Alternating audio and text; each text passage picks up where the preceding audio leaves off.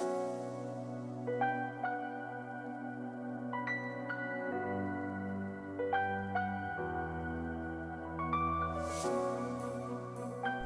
friends, Jenkins here, bringing you another Dota 2 video on behalf of Dota Alchemy, and in this video we're going to be talking about the top 5 heroes that got buffed in 7.21, so let's get into it. Number 5, Ursa.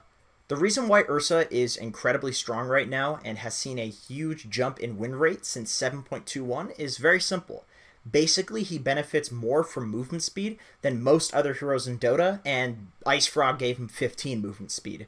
So it makes sense that he is this way in terms of benefiting from movement speed because he's literally a bear, and I unironically think that the original dev that added Ursa to the game did a very good job at giving a bear hero very bear-like qualities. It's almost impossible for any hero to man-fight Ursa. If he gets on top of you, he'll instantly annihilate you. It's hard to trade with him, he's a bear. And even though they nerfed the early levels in Fury Swipes, if you play Ursa in a side lane, he can get so much damage on you with his Fury Swipe stacks because even if you get boots, there's so much distance between the towers that he can just run you down and beat the living hell out of you. And if you do get boots to try to defend against Ursa, this hero has high base movement speed, and boots give you an increase in movement speed based on your base movement speed, so boots actually benefit Ursa more than they benefit other heroes. And because of the nerfs to Fury Swipes, people are maxing this out first, but that's perfectly okay with Ursa, and you would honestly do that before because you don't really need to slow anymore because your gap close is just the fact that you are so fast, you can almost always catch up to people. Number 5, Lifestealer. The reason this hero has seen a huge jump in win rate is very similar to the Ursa and Sven buffs.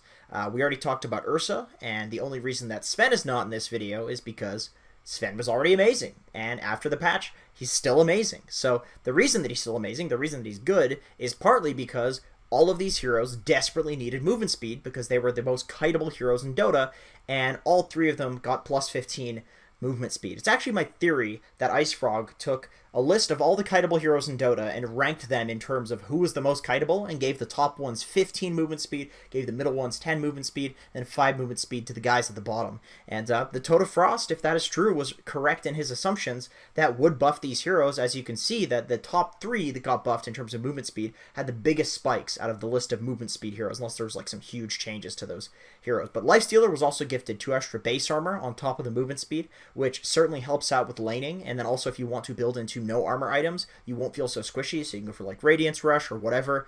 And this is especially true with how the armor calculation was changed in 7.20 to give you more physical reduction for less armor. So basically this guy is just literally unkillable now.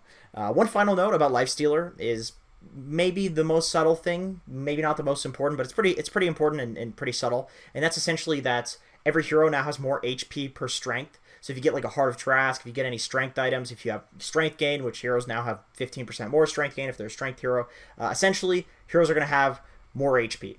And of course, that benefits Lifestealer because he lifesteals from max HP, and every hero is going to have more max HP now. Number 3, Enchantress.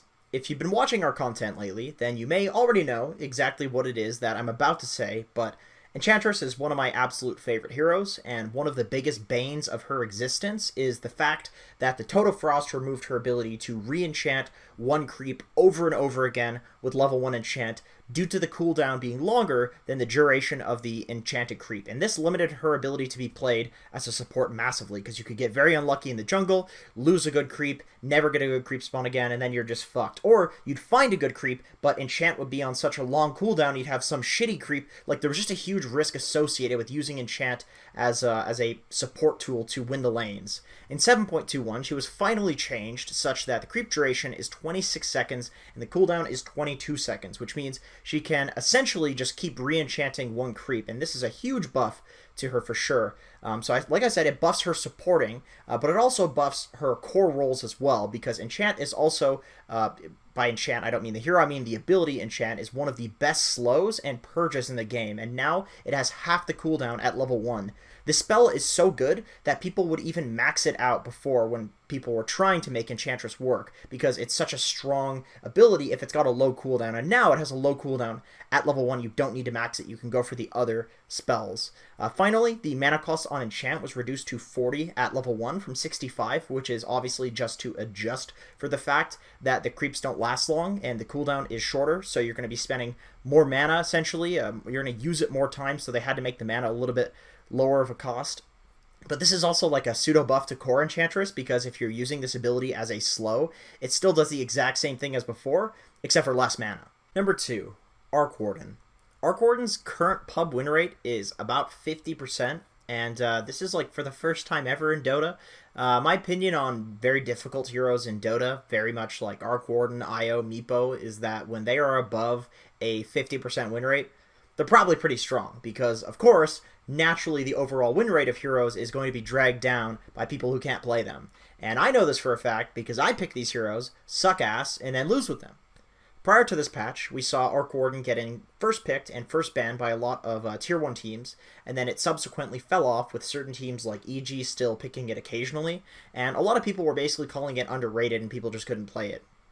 In this patch, they increased his Tempest double duration by 2 seconds at all levels, which is huge, and then they increased his Spark Wraith damage from 280 to 310 at max level, and these changes are obviously just straight buffs to the hero, but they're significant for more reasons than one. Higher uptime on the Tempest double means that you could spend 2 extra seconds split pushing a tower, fighting, or farming per cooldown, and over an entire game, this obviously adds up to a lot of extra seconds of doing those things. And one of the nicer things about this change in particular is that now when you're level 18, you can use Magnetic Field twice in one spawn of the clone, so as if this hero wasn't hard enough to push into before, he's even harder because there's just 4 magnetic fields like happening in such a short duration. Likewise, the damage buff to Spark Wraith means that he's obviously going to farm faster, split push faster, and just straight up do more damage in fights. Number 1, and you probably could have guessed this, but Io. So in this patch, Relocate was changed, so now it does a cast delay on the Relocate instead of being a channel. This is how it was before, and this change alone would probably be enough to make Io the best hero in competitive in Dota, because when this got nerfed, that's when, I mean, Io was still probably the best hero, but, you know, only for specific teams that were good at Io, and it limited the playstyle for sure, but it was a well-deserved nerf to the hero, and they literally just reverted it. So with the cast delay, you can essentially have your partner, whoever is with you on Io, just split pushing in incredibly dangerous locations, force the enemy team across the map, and waste their time with a quick, easy relocate out. And this level of safe split pushing is just incredibly difficult to play against, because you basically have to draft your entire team around countering this. When it was a cast time, you straight up couldn't do this because it was so easy to just interrupt the relocate, because the Io would have to tether in and then use the relocate just standing completely still. You could just kill the Io, and it was kind of awful, so nobody tried to go for it. On top of this change to the way that Relocate functions, it now has a much smaller cooldown, which makes it even more difficult to deal with in terms of the split pushing aspect and ganking aspect, of course, because this little ball can just like relocate across the map every 60 seconds. It's actually I'm not sure why Ice Frog buffed this hero, because it was still getting first pick, first banned, even with all of the nerfs. So one of the more difficult aspects of playing this hero for the longest time has been the fact that you have to take damage in order to give HP and mana regen to your partner. This has been completely removed, and therefore Io is way less risky to play. You can just sit at full HP and give your partner a bunch of mana and HP. So this is a pretty big deal, because typically an Io is the most important target to go on in a fight. So therefore, like if you're sitting at high HP and you have Ghost Scepter and Mechanism, you are way, way harder to kill. And, you know, when this hero is the most important target to go on and now you're sitting at full HP, obviously that's going to benefit you in terms of winning those fights. And for whatever reason, if these buffs weren't enough, Overcharge was reworked to essentially be just twice as good, because now it's got a cooldown and a straight mana cost. But it's not like these mattered, because you really only use Overcharge on like a pseudo cooldown anyway, because it cost HP. Like you had to use HP to use it, and you would only really use it in like crucial moments, like team fights. But now the stats on it are just way better. But in any case, that's it for this video. Thank you so much for watching. I do appreciate it, and I hope to see you in another video.